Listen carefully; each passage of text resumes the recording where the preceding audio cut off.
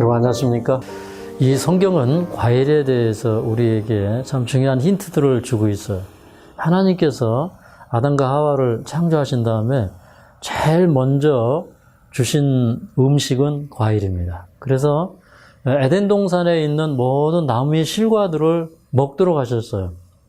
그래서 이제 과일 주시고 또 곡류 주시고 그 다음에 아담과 하와가 타락한 다음에 이제 에덴 동산 밖으로 추방되었을 때 그때 더해서 주신 것이 채소입니다.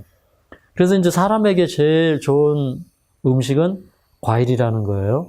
근데 이 과일을 먹어보니 참 신기합니다. 과일 속에는 비타민, 미네랄, 항산화제, 오늘날 암에 걸린 사람들이 먹으면 제일 좋은 음식이 그 과일 속에 다 들어있는데 이거는 아마 이 세상에서 사람이 만들어낸 어떤 음식도 과일만큼 우리 몸을 쉽게 회복시켜 줄 수 있는 건 없어요. 쉽게 흡수되게 합니다. 그런데 이제 또 하나의 힌트를 좀 드리자면 에스겔서 47장에 보면 하나님의 그 보호자로부터 이렇게 생명강이 쭉 흘러나와요. 근데 이 생명수가 흘러서 온 바다를 향해서 나가는데 이 마지막 시대에 하나님께서 이 교회에 치유의 사역을 위탁하셨어요. 치유의 사역을 위탁하셨는데 거기 이제 이 생명강 이 주위로 이렇게 그 실과를 맺는 나무들이 많죠. 생명과 나무들이 많고 그 다음에 요한계시록 22장에 보면 우리가 하늘에 가면 그 하늘 생명강이 있고 그 생명강 좌우에 12가지 실과를 맺는 생명나무들이 줄비하게 있어요. 그래서 우리가 이제 하늘에 가서 최종적으로 먹고 살 음식이 뭐예요? 과일이에요. 그래서 저는 이제 오랫동안 이 과일식과 과일 식사를 연구해 보니까 여기에 사람을 치유하는 비밀이 있다. 굉장한 비밀이 있다. 이제 그런 거를 여러분에게 좀 말씀드리면서 이제 처음에 우리가 교회에 오고 또 교회에 와서 말씀을 들을 때 이게 무슨 얘기 하는지 잘 모르겠다 이런 생각도 들 수 있어요. 근데 저는 이제 오늘날 이 범기독교를 깨워서 그래서 이제 정말 그 성경이 우리에게 주시는 치유의 기별 그 다음에 하나님께서 이 마지막 이 혼란한 시대에 사는 백성들에게 이정표를 주시고 어떻게 살아야 되고 또 어떤 방향으로 나아가야 할지를 다 가르쳐 주셨어요.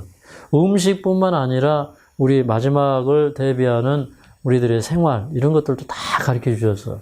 그래서 이제 그 성경으로 돌아가서 여러분들이 예언적 안목을 갖게 되시기를 간절히 바랍니다. 그래서 성경은 이미 2000년 전에 예수님께서 말씀하시기를 이제 그 멸망에 가증한 것이 거룩한 곳에 선 것을 보거든 유대에 있는 자들은 산으로 도망할진저라고 말씀하셨어요. 이게 이제 마지막 시대에 시골로 가라고 하는 예언적인 말씀이에요. 이제 그 제자들이 예수님께 와서 물어볼 때 이렇게 물어봤어요. 예수님, 주의 임하심과 세상 끝에는 어떤 징조가 있겠습니까? 이렇게 얘기했어요. 그래서 이제 예루살렘이 멸망 이전에 로마 군대가 와서 예루살렘을 포위하거든 그때 이제 유대에 있는 자들은 산으로 가라. 그때 예루살렘의 멸망은 세상 끝의 멸망을 얘기하는 거예요. 그런 멸망의 징조들에 대해서도 전조들에 대해서 우리가 연구할 필요가 있는데 근데 2000년 전에 예수님은 뭐라고 했냐면 세상 끝에는 어디로 가라는 거예요? 산으로 가라는 거예요. 각처에 지진과 기근과 온역이 있을 것을 말씀하셨어요. 맞습니까? 또 신명기 28장에는 사람이 고치지 못할 그런 그 재앙들이 질병들이 종기 뭐 이런 그 오늘날로 좀 풀어보면은 그 암 같은 사람이 의술로 고칠 수 없는 수많은 질병들이 일어날 것을 말씀을 하셨어요. 그 다음에 공기가 오염되어서 황사가 일어나고 이런 세상이 올 것을 다 예견해 주셨어요. 예. 그리고 이제 성경을 깊이 연구하고 들여다보면 이제 이 성경은 이미 이 종자를 섞어서 뿌리지 말아라. 뭐 이런 얘기들 나오죠. 오늘날 유전공학이 이제 행해지면서 이렇게 교배가 이루어지고 심지어는 이제 사람과 짐승의 유전자를 섞고 그래서 이제 GMO 식품과 더불어서 이 세상에 하나님께서 주신 이 생명의 질서가 심각하게 흐트러지고 있는 세상에 살고 있다. 사실은 성경을 연구해 보면 이 모든 것들을 우리에게 경고해 주셨고 우리가 예언적인 안목을 가지고 마지막을 예비하며 살 수 있도록 해 주셨다는 것에 대해서 우리가 연구해야 되고 깨달아야 합니다. 여러분 이 성경은 저는 이렇게 얘기합니다. 성경은 특별히 성경 가운데 들어있는 예언은 펼쳐진 역사이다. 이 말은 중요합니다. 예언은 뭐라고요? 펼쳐진 역사이다. 왜 우리가 성경을 연구하면서 성경 가운데 지혜를 얻냐면 여러분 성경은 그냥 2000년 전에 쓰여진 뭐 AD 한 1세기까지 그렇게 1600년 동안에 걸쳐서 쓰여진 그런 책으로 끝난 것이 아니라 그 성경의 예언들이 지금도 역사 가운데서 펼쳐지고 있다 이 말이에요. 아멘입니까? 예전에 이제 제가 존경하던 목사님은 다니엘서 11장 45절 예언 해석을 하면서 그 천주 교회와 미국이 연합을 해서 이 구소련을 붕괴시킬 것이다. 이런 그 예언적인 설교를 하는 것을 제가 들은 적이 있어요. 근데 그 성경의 예언이 그대로 성취되었어요. 네. 뭐 놀라운 일입니다. 오래전부터 그런 예언들을 하던 사람이 있어요. 그러니까 성경을 잘 풀어내면 성경은요, 마지막에 우리에게 될 일들에 대해서 분명히 보여주고 있다는 거예요. 근데 그런 예언들이 이제 이 성경에 펼쳐진 것을 보면서 저도 20대 때에 젊은 나이지만 앞으로 이 세상에 이 질병이 창궐하게 될 것이다. 이 세상이 암 환자로 가득 차게 될 것이다.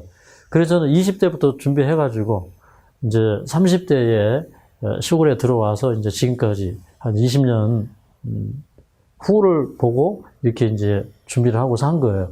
근데 지금 보니까 사람들이 너무너무 병들고 있죠.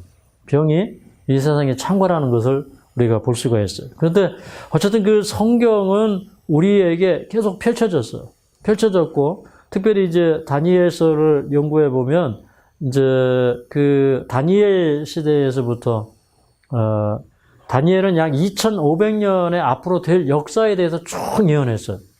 네, 앞으로 그 사람은 그 바벨론 시대에 사는데 앞으로 파사 제국이 올 것이고 헬라 제국이 올 것이고 앞으로 오지도 않는 나라들에 대한 이름들을 이렇게 열거하면서 그런 나라가 올 것이고 그리고 또 로마 시대가 동서 로마로 갈라질 것을 얘기하고 그리고 이제 그 유럽의 10나라로 이제 유럽이 10나라로 갈라질 것에 대한 예언 그 다음에 마지막에 예수님의 재림에 대한 예언 이런 것들을 보면 성경의 예언을 연구하는 사람들은 역사 가운데 2500년 전에 이미 기록된 그런 이 성경이지만 이게 전부 역사 가운데서 그대로 성취되고 이루어졌구나 하는 사실에 대해서 사람들은 발견하게 됩니다. 그래서 이 마지막을 살아가는 모든 지혜가 성경에 있다는 것을 알고 사람들은 성경의 마음을 열고 거기에 귀를 기울이기 시작하는 거예요. 그래서 이제 이 마지막 시대에 이 사람을 회복시키는 전인 건강 회복, 그래서 육체적으로, 영적으로 사람들을 회복시키는 이 요양원 사업을 대부분은 어떤 사람들이 하고 있냐면 기독교인들이 하고 있어요. 사람을 살리기 위한 노력을 하면서 성경에서 받은 그 빛을 사명으로 알고 그 사명을 가지고 나아가는 사람들이 있습니다. 저도 이제 우리 이제 하늘 마을에 이제 그 유소영의 항암 건강 요리 뭐 이런 것들이 나오죠. 그런데 이거를 제가 한 10년 전에 우리 집사람한테 이렇게 얘기를 했어요.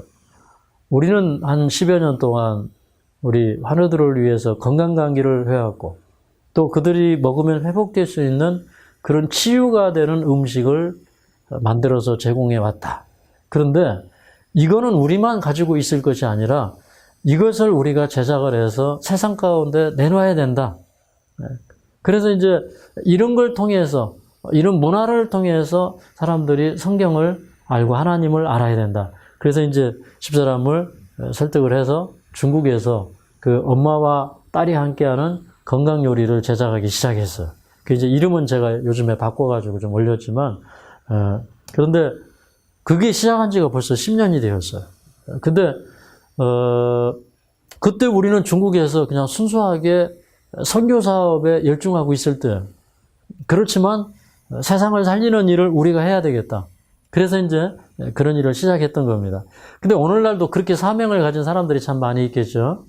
그리고 이제 오늘은 제가 여러분에게 정말 중요한 말씀을 드려야 되는데, 이제 서론적인 얘기를 좀 드렸어요. 왜 우리가 예배를 드려야 되고, 왜 우리가 하나님을 믿어야 되고, 이제 그런 것들에 대해서 여러분들이 조금 느끼고 계시면 앞으로 이제 하나님을 알아가는 데서 도움이 될 것 같아서 그런 서론적인 얘기를 드리고 있고요. 그리고 이제 오늘 제가 여러분과 함께 나눌 말씀은 이 성경에는 마지막 시대에 늦은 비 성령이 내릴 것을 얘기했어요. 이 늦은 비 성령이라는 말 자체가 아주 어려운 얘기 같아요.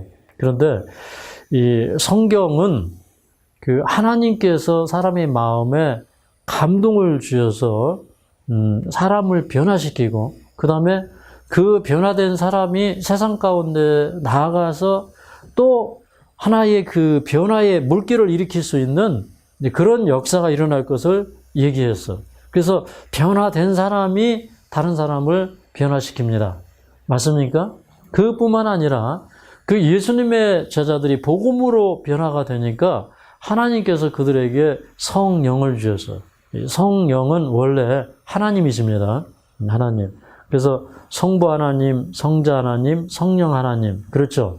그러면 이제 그 사람이 주님 안에서 거듭나면 하나님이 인간과 함께 하셔. 이 사람이 하나님의 도구가 될 때 어떤 일을 행할 수 있는지를 보여주는 거예요. 그 신이 인간에게 강림하시면 그 신은, 성경에서 말하는 그 신은 정말로 거룩하신 분이고 모든 사람들에게 평안을 주시는 분이고 또 질병을 치유하는 분이셔요. 맞습니까? 그래서 이 사람들이 성령 받은 다음에 나가서 행한 일이 뭐냐면 병자들을 고치고, 그 다음에 이 부자들이 자기의 재산을 팔아서 이 가난한 자들을 구제하고 있는 자와 없는 자가 하나가 되어서 기쁜 마음으로 선교하고 기쁜 마음으로 떡을 떼고 기쁜 마음으로 찬미하면서 살아가는 그런 모습들을 성경에 보여주고 있어요. 그래서 이 마지막 시대에 하나님께서는 또 우리에게 소망을 주셨는데 그 소망이 뭐냐면 마지막 시대에 초대교회에 일어났던 그런 모형적인 역사가 마지막에 원형적으로 성취될 것이다 이 말이에요. 그러니까 그때 초대교회에 일어났던 역사는 마지막에 일어날 역사에 비해서는 작아요. 네. 그런데 마지막에 이루어질 역사는 그 역사가 아주 큰 역사예요. 아시겠죠?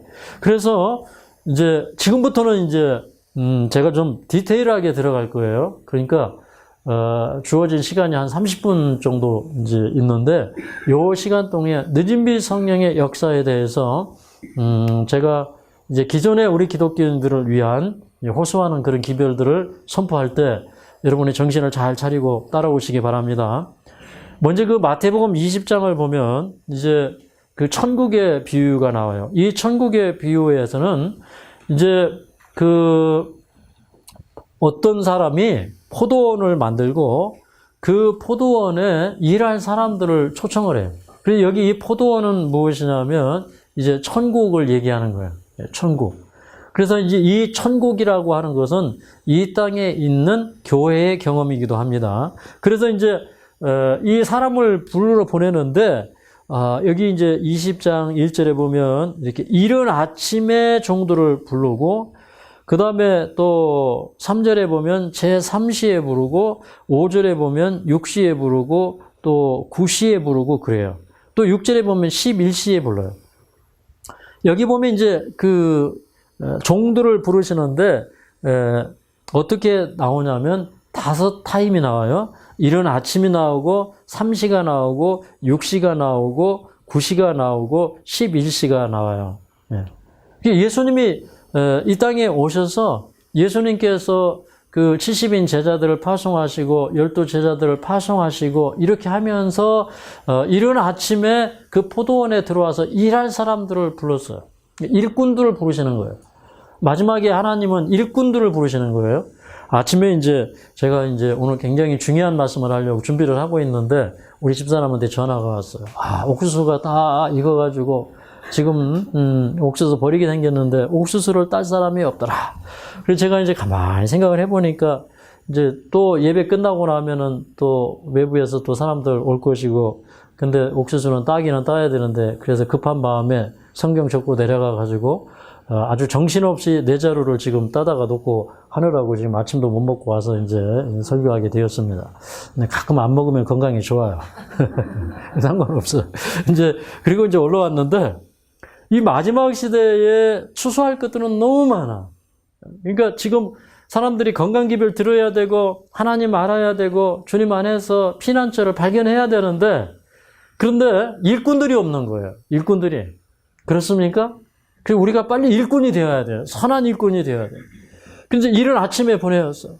그런데 그 이른 아침에 사람들을 보냈는데 실통치 않았어요. 그 유대인들의 반응이 신통치 않았어요. 그래서 이제 예수님께서 십자가에 달려 돌아가신 다음에 이제 그들에게 오순절 성령을 부어주었는데 그 성령을 부어준 때가 언제였냐면 3절에 제3시였다 이 말입니다. 아시겠죠? 성령을 부어줬는데 3시였어요. 그 다음에 이제 5절에 보면 6시도 나오고 또 9시도 나와요. 그 다음에 11시도 나와요.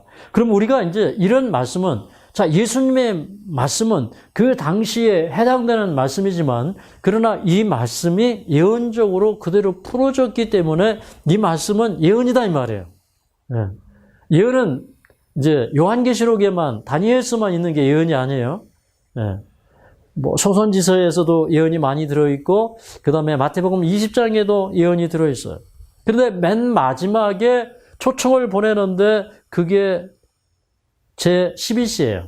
근데 유대 시간에다가 6시간을 더해야 지금 우리 시간이 되는 거예요. 그러면 이제 일은 대개 이제 6시쯤 맞춰지는 거예요. 근데 이제 6시에다가 6을 더하면 언제예요?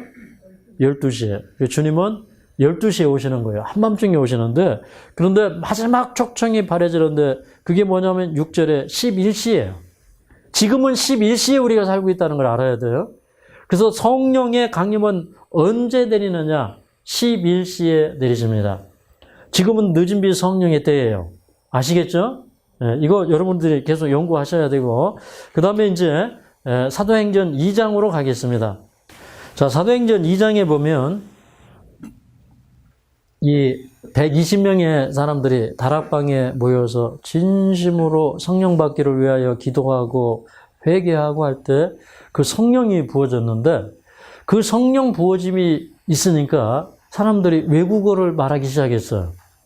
그러니까 예루살렘의 유월절을 지키기 위해서 수많은 사람들이 모여들었는데 그 사람들에게 복음이 선포되는데 장벽이 있었는데 그 장벽이 뭐였냐면 언어의 장벽이었어요. 그 지방 언어.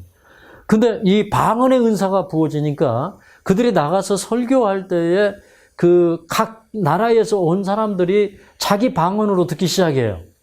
또 제자들에게 그 방언의 은사가 주어져서 어느 지역에 가든지 말이 막히지 않고 선교할 수 있는 그런 일들이 일어났어요.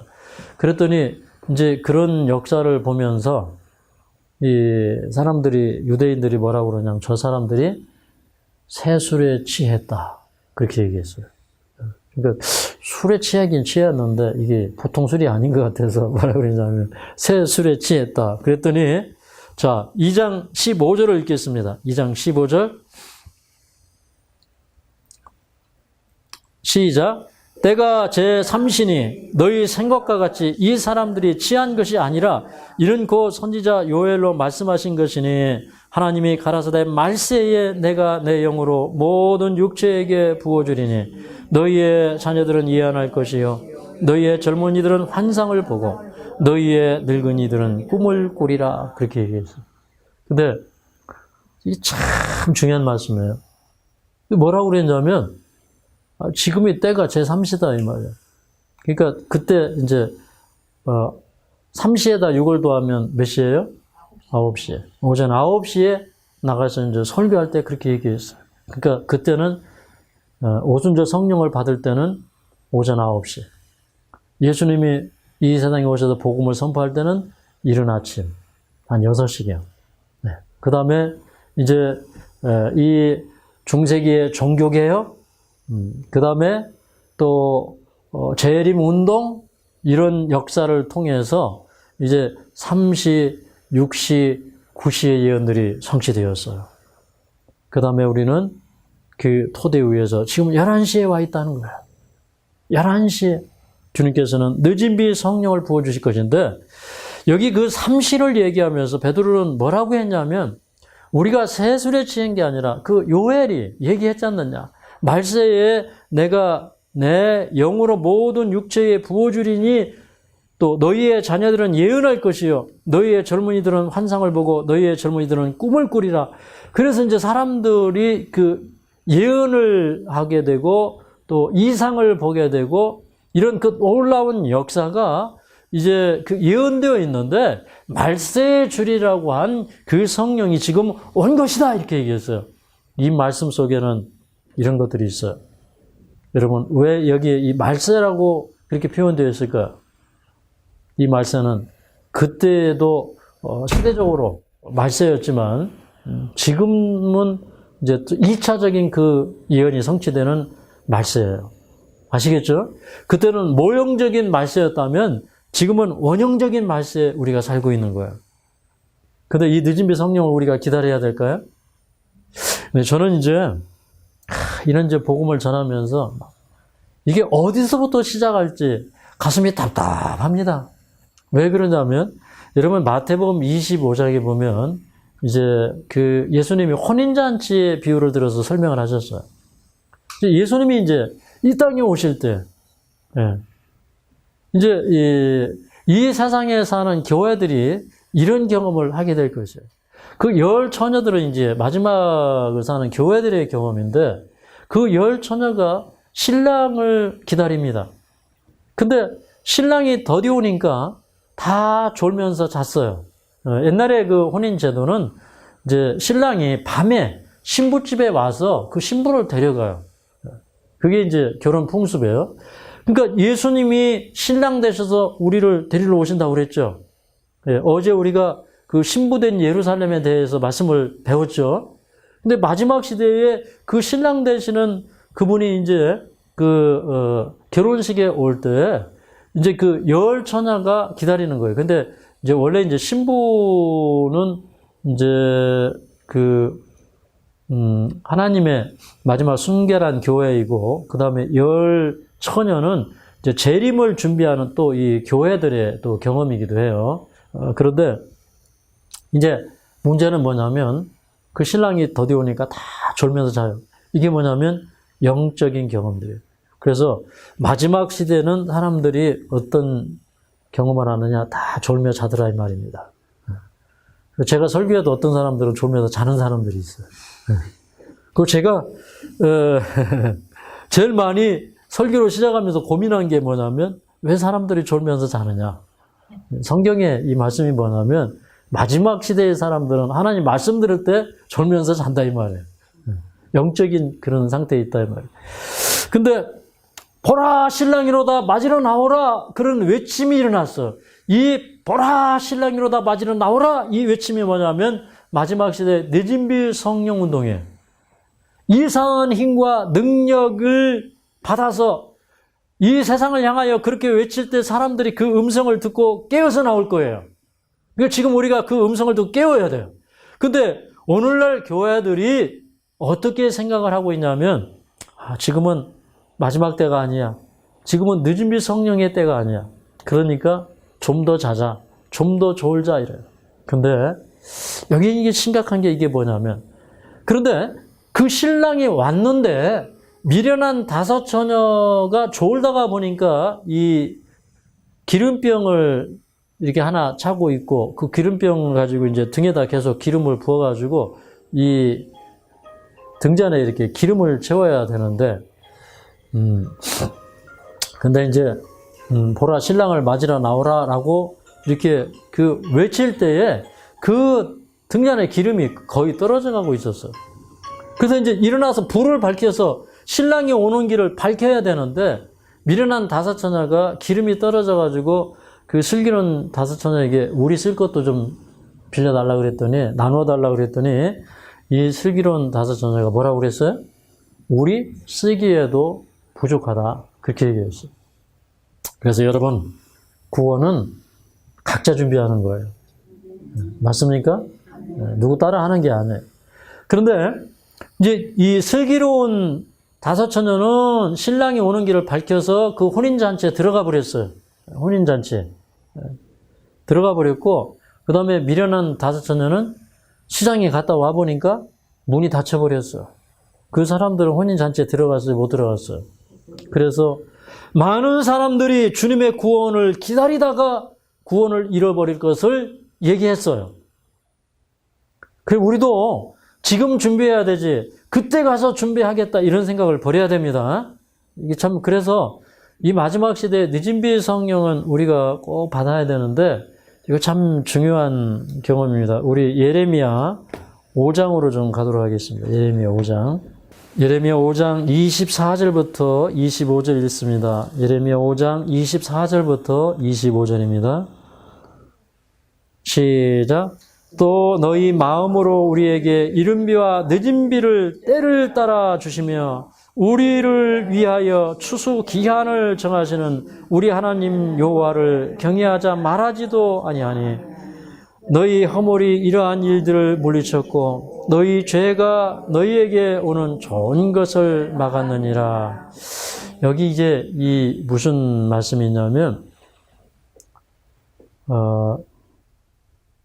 그 예레미야 당시에 그 유다 백성들은 그 마음속에 이른 비와 늦은 비를 때를 따라 주시는 그 하나님을 경외하자, 이렇게 얘기하지 않았어요.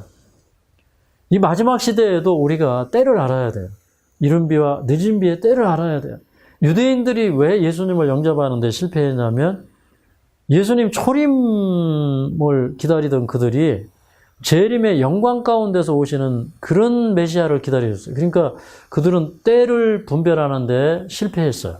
맞습니까?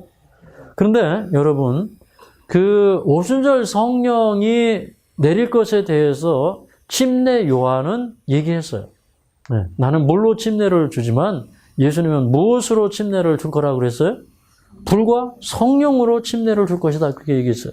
그러면 그 사람들은 오순절 성령이 강림하실 것을 믿고 기다려야 했어요. 그럼에도 불구하고 그 사람들이 영적인 어둠에 있었는데 예수님이 부활하신 다음에 성경을 풀어줌으로 겨우 그 다락방에 꽁꽁 숨어있던 그 제자들이 예언의 성취를 깨닫게 되었고, 그 다음에 그 예수님께서 오순절 성령 강림에 대하여 마지막에 가시면서 이제 그 너희는 예루살렘을 떠나지 말고 너희에게 약속한 것을 받기까지 그 기다리라고, 그렇게 해서 성령 강림에 대해서 말씀해 주셨고 해서 120명의 사람들이 겨우 막차 타가지고 오순절 성령의 역사에 참여한 거예요. 여러분, 마지막 시대에 이런 역사가 반복될까요? 그러니까 이 세상 사람들이 늦은 비의 성령에 대하여 성경에 많은 예언들을 주셨고 준비하게 하셨는데 그것을 깨닫지 못하고 있다, 이 말이에요. 그래서 지금이라도 우리가 깨닫는다면 우리가 타는 차가 막차가 될 수도 있어요. 이거는 특정 집단만이 타는 차가 아니에요. 네. 이거는 이 세상의 모든 사람들이 누구든지 그 마음에 원하고 자원하는 심령이 있으면 이 늦은 비 성령을 받을 수가 있어요. 여기 이제 때를 따라 추수 기한을 정하신다, 그렇게 얘기했어요. 예. 이 기한이라는 말은 원래 사보옷인데 이 사보옷은 그 77절을 나타내는 오순절을 나타내는 전문 용어예요. 아시겠죠? 그래서 이게 이제 어떻게 성취되었냐면 이런 거예요. 자, 이제 그 사보옷이라고 하는 이 77절은 언제부터 시작이 됐냐면 그 밭에 나가서 보리단을 첫 수확을 해가지고 이제 그 성소에 와가지고 흔들어서 드려요. 이걸 요제라 그래요. 요제.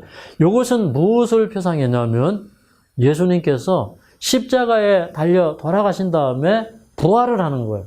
부활을 하는데 예수님이 부활하실 때 예수님만 부활했어요. 안 그러면 예수님과 함께 부활한 의인들이 있었어요. 예수님과 함께 부활한 의인들이 있었죠. 어디에 나와 있어요? 마태복음 27장 53절에 예수님과 함께 무덤이 열릴 때 예수님 무덤만 열린 게 아니라 각 시대에 죽었던 대표적인 의인들이 예수님과 함께 부활했어요. 그런 일이 원형적으로 성취되는 그때로부터 오순절은 고날로부터 시작이 되어서 그 다음에 이제 이 사부 7주제는 뭐냐면 그날로부터 50일째 되는 날에는 어떤 일이 있을 것이냐 하면은 밀단을 수확해서 드리는 그런 일이 있을 것이었어요. 그래서 이 밀단을 수확해서 드리는 때가 언제냐면 오순절이었다 이 말이에요. 오순절. 아시겠죠? 예, 오순절이에요. 조금 더 뭐 깊이 들어가야 돼요. 이제 이런 부분에 대해서. 네, 시간이 없으니까 다음에 여러분이 이제 잘 따라오시고 정말 이런 예언들을 배우기를 원합니다. 그러면 그 다음 단계 제가 또 설명을 해드릴 거예요. 자, 그러면 이제, 자, 예수님 당시에는 이제 이게 예언이 1차적으로 성취되었어. 그래서 예수님이 부활하셨죠? 그 다음에 50일째 되어서 밀단을 수확해서 드릴 때는 죽은 사람들에게 부활이 이루어진 것이 아니라 여러분, 살아있는 사람들에게 영적인 부활이 이루어졌는데 죄와 허물로 죽었던 사람들이 주님 안에서 회개하고 거듭나가지고 그들이 성령을 받고 나가서 외쳤다 이 말입니다. 아멘입니까? 아멘. 예. 그래서 앞으로 늦은 비 성령이 강림하시는데 어떤 사람들에게 또 강림할 것이냐? 마지막에 주님의 재림을 위하여 신실하게 준비되는 자들에게 그 늦은 비 성령이 임할 것입니다. 네. 그래서 그 요제의 경험이 다시 말해서 죽은 자 가운데서 일어나고 예수님이 부활했던 그것이 오순절의 어떤 기산점이 되었던 것처럼 이 마지막 시대에 예수님께서 기이한 일들을 행하실 거예요. 이제는 늦은 비 성령이 오면 죽은 자를 살릴 거예요. 죽은 자가 일어날 거예요. 아시겠죠? 그때가 되면 여러분 이제 늦은 비 성령 강림 시기가 되었구나 우리가 깨달아야 될 거예요. 아시겠죠? 그런데 여러분 이게 늦은 비 성령은 이제 두 가지 측면에서 봐야 되는데 첫 번째는 이거예요. 자, 제가 지난번에 요한복음 20장을 설명하면서 이렇게 얘기했어요. 이 예수님께서요, 엠마오로 가는 두 제자에게 만나가지고 그들에게 이 성경을 쭉 설명을 풀어주실 때 그들의 마음이 뜨거웠어요. 맞습니까? 또 그들이 이 눈이 열렸어. 그리고 이 성경이 열렸어요. 마음이 열렸어요. 그런데 제자들에게 이게 성경을 풀어주실 때 그들이 이 성경을 깨닫고 이 진리에 대해서 눈이 열리고 마음이 열리고 그렇게 해가지고 그들에게 큰 영적 부흥이 시작이 되었어요. 그래서 이제 그날 저녁에 그들에게 그 말씀에 대한 확신이 올 때 예루살렘은 여전히 조용했어요. 그 밤은 여전히 조용했어요. 근데 그 마가의 다락방에 있어서 이미 역사의 소용돌이가 예루살렘과 온 세상을 복음의 소용돌이로 몰아넣을 수 있는 그런 역사가 그날 저녁에 시작이 된 거예요. 마지막 시대의 역사는 여러분 조용히 시작되는 거예요. 조용히. 우리가 하나님의 말씀을 연구하고 하나님의 말씀에 감동되고 하나님 말씀으로 돌아갈 때 그 조용한 역사가 일어나는 거예요. 근데 그 늦은 비에 대한 많은 이상 가운데 제가 오늘 소개하고자 하는 말씀은 스가랴서 10장입니다. 스가랴서 10장. 자, 스가랴서 10장 1절을 읽겠습니다. 시작. 봄비 때 여호와 곧 번개를 내는 여호와께 비를 구하라. 무리에게 소낙비를 내려서 밭의 채소를 각 사람에게 주리라. 여러분, 이 팔레스틴 지역에는 이제 비가 두 번 와요. 그런데 이 팔레스틴 지역은 늦은 비가 먼저 오고 이른 비가 나중이에요. 그 여기 이제 이 봄비 때는 이제 늦은 비가 와서 마지막에 보리와 밀을 익게 해서 추수를 시키는 때예요. 그러니까 마지막에 이 풍성한 비가 와가지고 곡식을 익으면 추수가 이루어지는 거예요. 그래서 예수님이 이 세상에 오실 때 그냥 사람들을 데리러 왔다가는 사람들이 다 쭉정이가 되어 있어서 쭉정이는 모아서 다 불에 태우는 거예요. 근데 알곡이 없는 거예요. 그 알곡을 준비시키기 위해서 늦은비 성령을 주시는 거예요. 그러면 여러분, 그 늦은비 성령은 이런 거예요. 자, 성경은 모든 사람들을 의로 교육하기에 유익하다 그랬어요. 그럼 어떻게 성경이 우리에게 감동을 주시느냐? 여러분, 건강기별 깨닫게 하시는 거예요. 우리가 아무거나 먹고 아무거나 마시고 그렇게 살 게 아니라는 거예요. 여러분, 우리가 자식을 사랑하기 때문에 좋은 걸 먹이고 좋은 음식을 주는 거예요. 하나님이 우리를 사랑하시기 때문에 건강기별 주시는 거예요. 병들게 다 버려두시지 않는 거예요. 그 다음에 우리가 이제 지식도 그렇잖아요. 이게 죽이는 지식이 있고 살리는 지식이 있어요.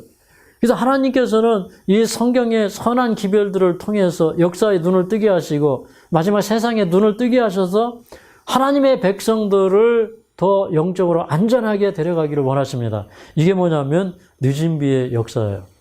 근데 우리가 그것을 구하라는 것은 뭐예요? 우리 마음속에 사모하고 준비하고 기다리라는 것이에요. 그러면은 그 사람들에게 이 비를 주시는데 이제 각 사람에게 주는 거예요. 각 사람에게 그 비가 내리는 거예요. 우리는 그 비를 받을 수 있는 각 사람이에요. 근데 여기 보니까 뭘 준다고 그랬어요? 밭에 채소를 준다고 그랬어요. 물론 이제 이 채소라고 하는 건 양떼들이 뜯어먹는 음식이기도 해요. 네, 그런데 약간 좀 자의적인 해석을 더하자면 여러분, 마지막에 늦은비 성령 받는 사람들은 육식하는 사람들이에요? 채식하는 사람들이에요? 그거 확실합니까? 네. 여러분, 그 이스라엘 백성들이 뭐 우리가 애굽의 고깃가마 곁에 있었을 때가 참 좋았다. 그러면서 우리 뭐 애굽에 매장지가 없어가지고 모세 아린 당신들이 우리를 인도해서 이 광야에서 죽게 하느냐? 막 그렇게 얘기했어. 하나님께서 너무너무 섭섭하셔서 그래, 알았어. 그럼 내가 고기 줄게. 그래가지고 메추리기 때를 주시는데 내가 하루도 아니고 이틀도 아니고 뭐 며칠 준다고 그랬어요?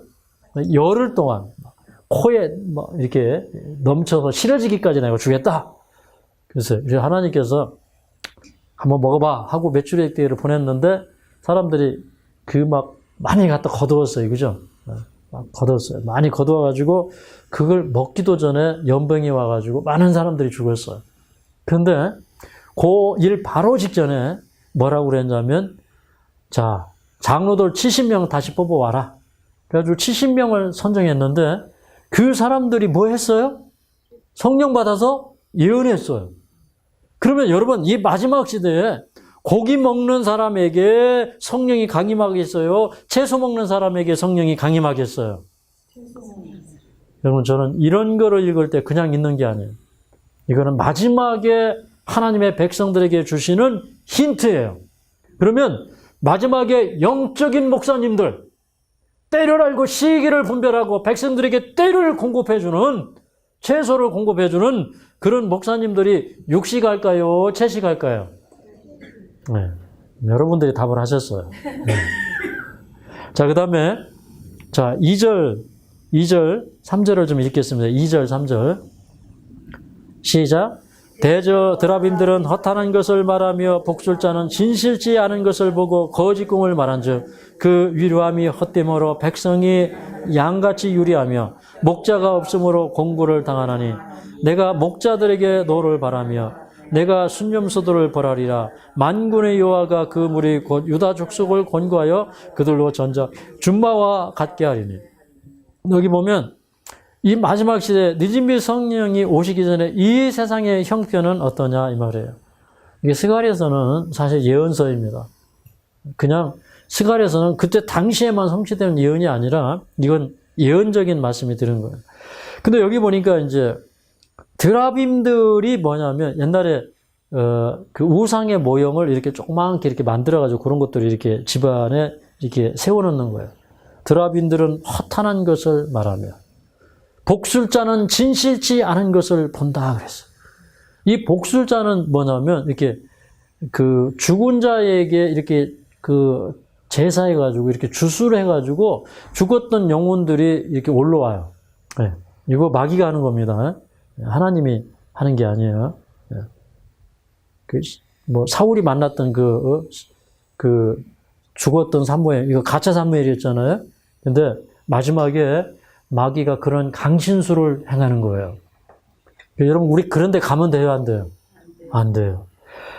그런데 뭐라고 하냐면, 이 복술자가 진실치 않은 것을 본다 그랬어요. 그러니까 헛된 것을 보고 거짓 꿈을 말한다 그랬어요. 자꾸 사람들이 꿈꾸고 막 꿈에 뭐 예수님 보고 막 꿈에 천국 보고 뭐하고 그랬는데 그게 다 기만당하는 거예요. 조심해야 됩니다. 그리고 또 위로부터 난 지혜는 성계로다 그랬어요. 자, 그 다음에 백성이 양처럼 유리해요. 그 길 잃어버린 양떼들이 어둡고 캄캄한 날 다 흩어져 있는 거예요. 에스겔서 34장에 보면 내 양떼가 흩어졌는데 그 어둡고 캄캄한 날에 그 양떼들을 찾아 나서는 목자가 어디에 있느냐 이 말이에요. 어두우니까 가다가 넘어질 수도 있고 가시덤불에 찔릴 수도 있고 그 저 계곡으로 저 바위 틈 낭떠러지로 양떼들이 흩어졌는데 그걸 찾아올 목자들이 양떼들 찾을 생각은 안 하고 말이죠. 전골은 자기만 먹고 자기가 먹다 남으면 발로 밟아가지고 다 뭉개버리고 좋은 물 다 흙탕물 만들어 놓고 해서 성경에서 나오는 참 진리와 이 참 생명수들을 사람들이 마시지 못하게 하고요. 양 잡아서 배불리고요. 양의 가죽을 벗기고 야 그런 뭐 미가서에도 뭐 아주 그냥 그 목자들이 그 잔인하게 하는 그런 장면들이 묘사되어 있는데 그런 것들을 읽을 때마다 저는 이런 생각이 들어요. 야, 진짜 이런 목자가 되지 말아야지. 근데 마지막 시대가 그렇다 이 말이에요. 그러니까 뭐 병원을 가나 교회를 가나 어디를 가나 사람들에게 살리는 말씀이 없어서 이때 당시에 사람들은 자 애굽으로 포로되어 가고요.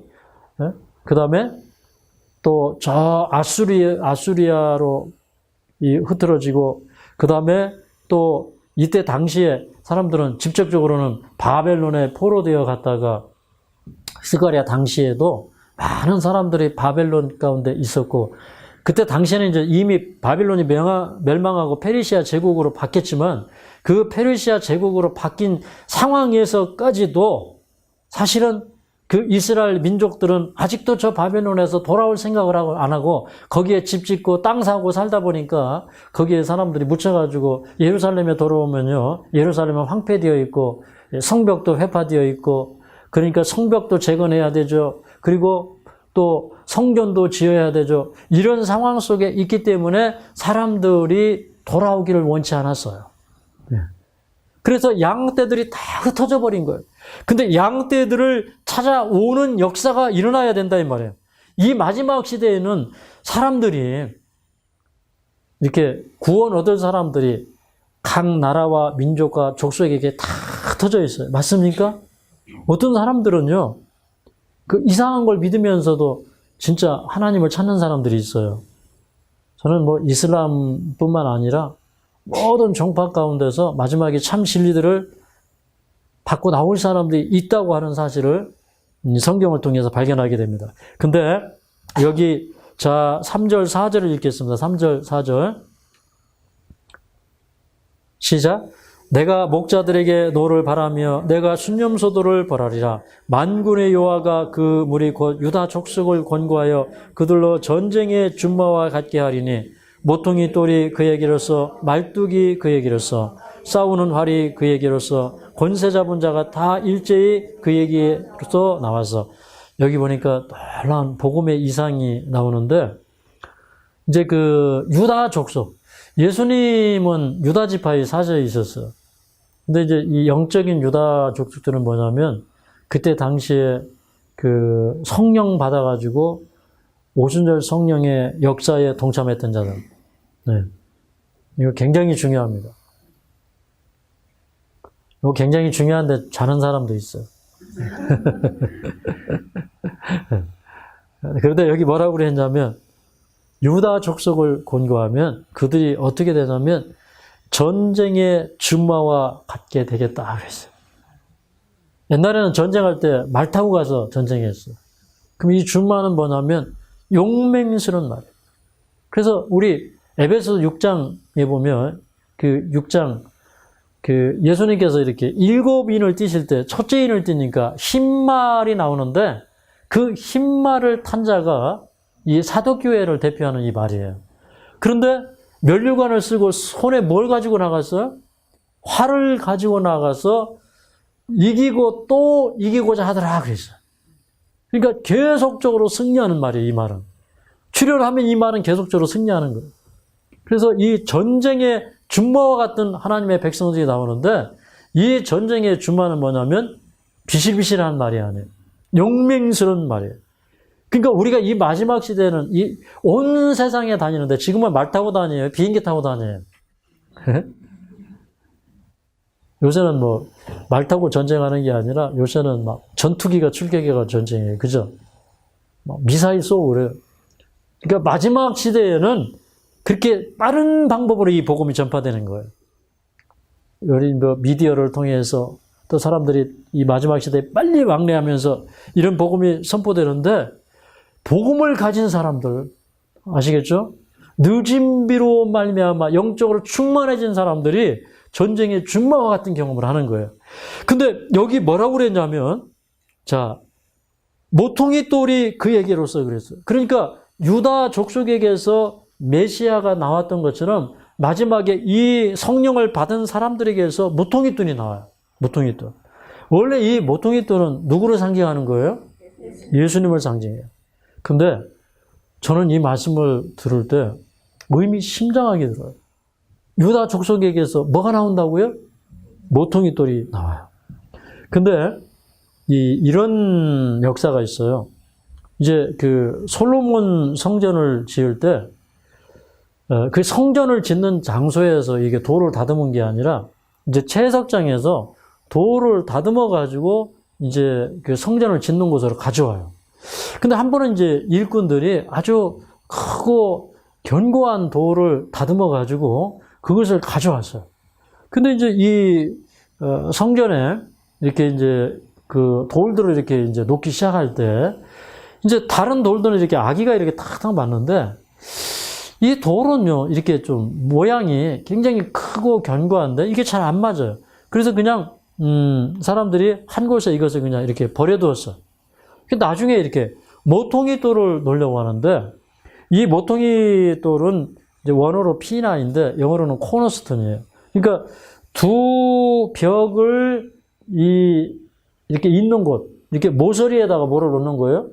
이 모퉁이 돌을 놓는 거예요. 이 모퉁이 돌은 모퉁이에다 놓는 거예요. 근데 이 모퉁이 돌은 첫째는 단단해야 돼요. 어떠한 화중도 견뎌야 돼요. 그러기 위해서는 이렇게 이 돌이 이렇게 비바람에 맞고 이제 햇빛에 노출되고 이래도 이 돌이 터지거나 갈라지면 안 돼요. 쓸 수가 없어. 근데 이 모퉁이 돌을 아무리 찾아봐도 없는데 평소에 이렇게 그냥 버려져서 이렇게 먼지 가운데 흙더미 속에 가운데 이 돌이 있는데 이 돌을 꺼내가지고 이렇게 보니까 이건 갈라지도 않고 금도 안 갔고 너무너무 튼튼한 돌이에요. 그래서 이 돌을 탁 하중을 시험을 해가지고 보니까 이 돌이 딱 맞는 돌이에요. 그래서 이 돌을 갖다가 모퉁이에다가 딱 놓은 거예요. 여러분, 마지막 시대에 하나님께서 준비된 백성들이 있어요. 그 백성들이 지금은 눈에 보여요, 안 보여요? 잘 안 보여요. 그런데 하나님의 말씀과 더불어서 그 말씀을 붙들고 마지막 진리를 연구하고 늦은 배 성령을 위해서 준비하고 자기 그릇을 깨끗게 한 사람들에게 늦은 배 성령이 부어질 거예요. 근데 이 모퉁이들은 첫째, 이 모퉁이들은 우리가 성경 예언에서 우리는 다 알지만 이 모퉁이들은 뭐냐면 예수님께서 이렇게 얘기했어요. 마태복음 21장 42절부터 44절에 보면 그 건축자들이 버린 돌이 이 성전 모퉁이에 모퉁이돌이 되었다고 하는 것을 너희가 읽어본 적이 없느냐? 그러면서 그 모퉁이돌에 대한 예언을 누구에게 적용시켰어요? 예수님에게 적용시켰어요. 메시아에게 적용시켰어요. 맞습니까? 그런데 이제 그 예수님은 친히 모퉁이돌이 되어서 우리가 그 모퉁이돌 위에 이게 다 건축되어가는 하나의 성전이 되는 거예요. 맞습니까? 그리고 이 돌은 이사야 28장 16절에 시험한 돌이고 견고한 돌이고 귀한 돌이라고 했어요. 그러니까 이 모퉁이돌은 아무나 되는 게 아니에요. 여러분, 이렇게 마지막 시대에 복음을 전하다가 큰 환난을 만나고 핍박을 만나고 그럴 건데 일반 돌은 거기에 사용이 될 수가 없어요. 그래서 어떤 사람만 마지막 사업에 늦은 비성령 받고 쓸 준비가 되어 있는 사람이냐면 시험한 돌이에요. 여러분들은 이 질병이 여러분에게 좀 하나의 좀 단단해지는 계기가 됐으면 좋겠어요. 그래서 여러분이 이 모퉁이들이 되는 그런 경험이 되었으면 좋겠어요. 그래서 이제 이 모퉁이들은 대단히 중요한데 이거 이제 제가 말씀드리고 싶은 거는요. 그런데 이 모퉁이들은요. 이사야서 19장 13절에 보면 거기 그 소환의 반백들이나 노베 반백들을 모퉁이돌이라고 이렇게 비유했어요.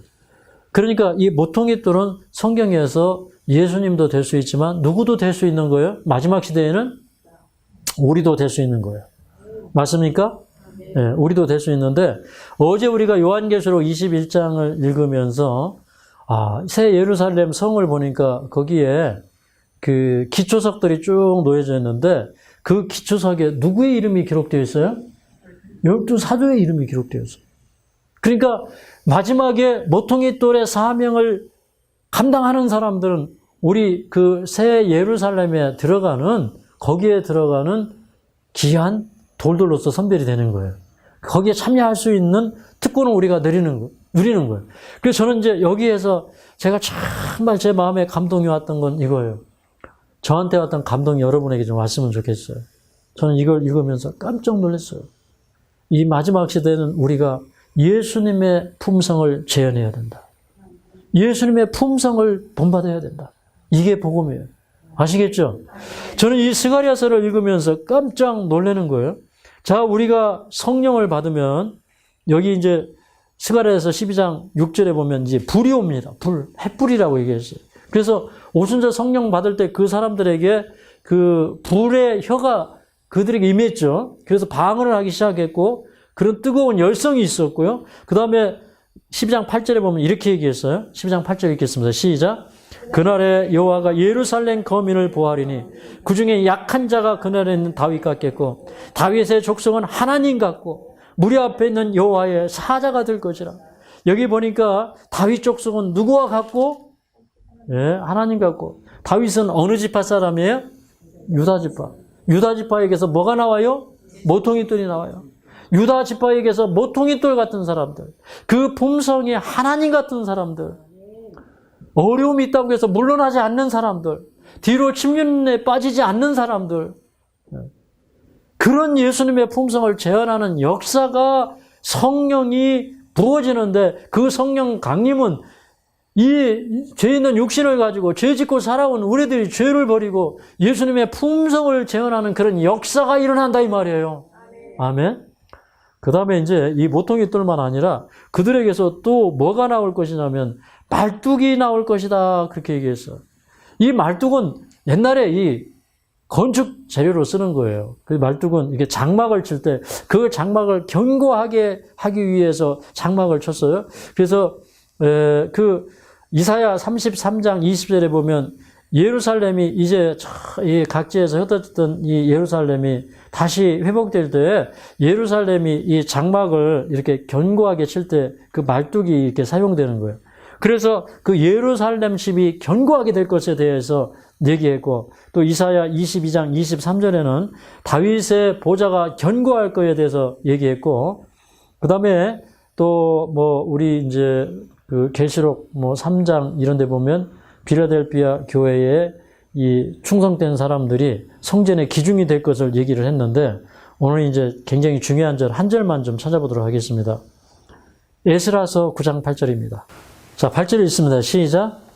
이제 우리 하나님 여호와께서 우리에게 잠깐 의뢰를 베푸사 얼마를 남겨두어 피하게 하신 우리를 그 거룩한 초소에 박힌 못과 같게 하시고 우리 눈을 밝히사 우리로 종노릇하는 중에서 조금 소성하게 하셨나이다.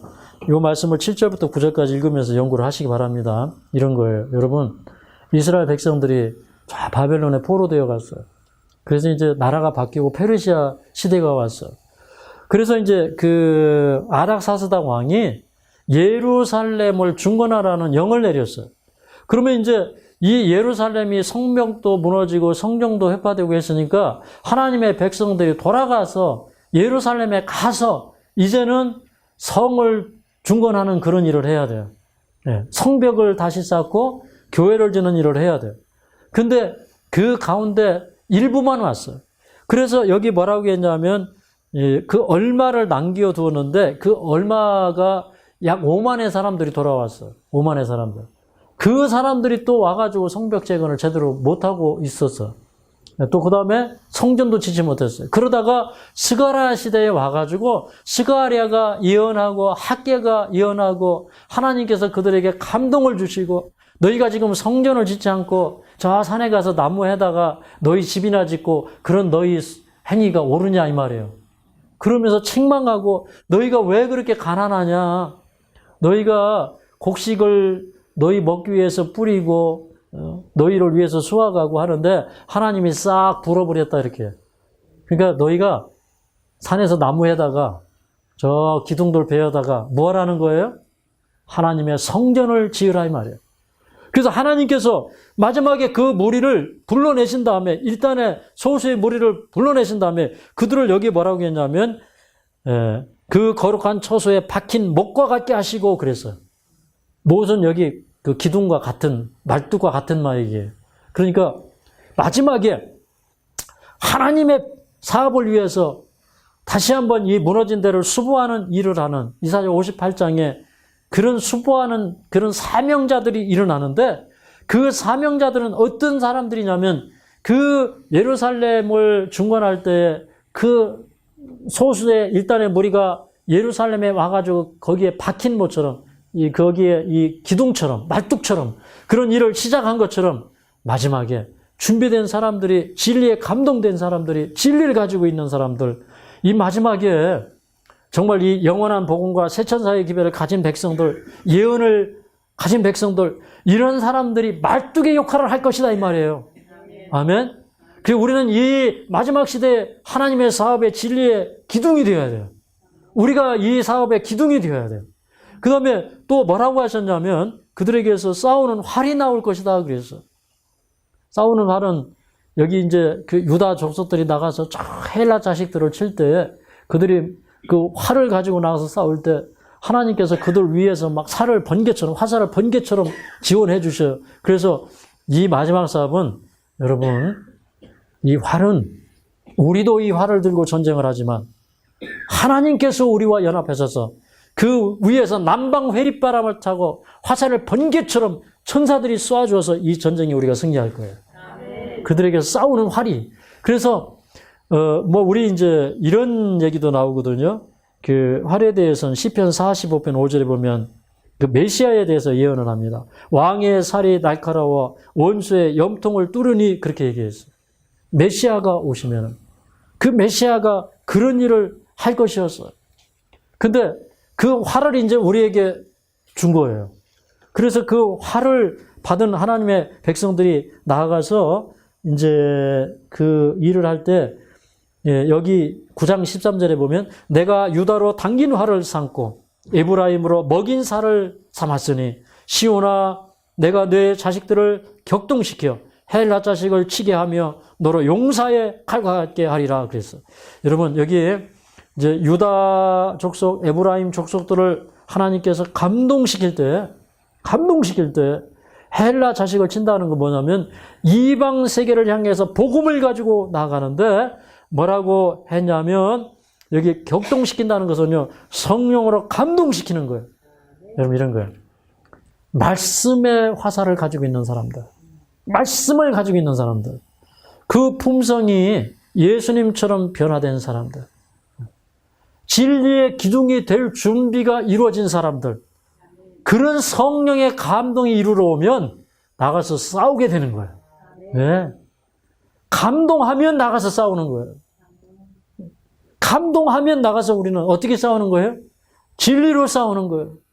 품성으로 이기는 거예요. 근데 이런 역사가 스가랴서 10장에 예언되어 있어요. 저는요, 이제 이게 오늘 설명이 잘 됐는지는 모르지만 정말 이 마지막 시대에 대한 기별을 목이 터지게 외치고 싶어요. 이런 복음의 이상들을 볼 때, 야, 이건 너무 놀라운 예언들이에요. 그래서 저는 어떤 때는요, 성경의 예언들을 깨닫다가 잠이 안 와요. 잠을 잘 수가 없어요. 마지막 시대에 대한 진리들을 주님께서 우리에게 열어주시기를 우리는 기도해야 돼요. 그래서 우리가 전쟁에 준마와 같이 한다고 했으니까 여기 산을 여러분 돌아다닐 때 처음에는 요거 C코스 갔다가 C코스 갔다가 B코스 갔다가 A코스 막 돌아가죠. 여러분은 이 동산을 전쟁의 준마처럼 뛰어다녀야 돼요. 아시겠죠? 그럼 이게 말씀의 채소를 오늘 먹은 거예요. 그럼 여러분들이 전쟁의 준마처럼 뛰어야 됩니다. 말씀을 마치겠습니다.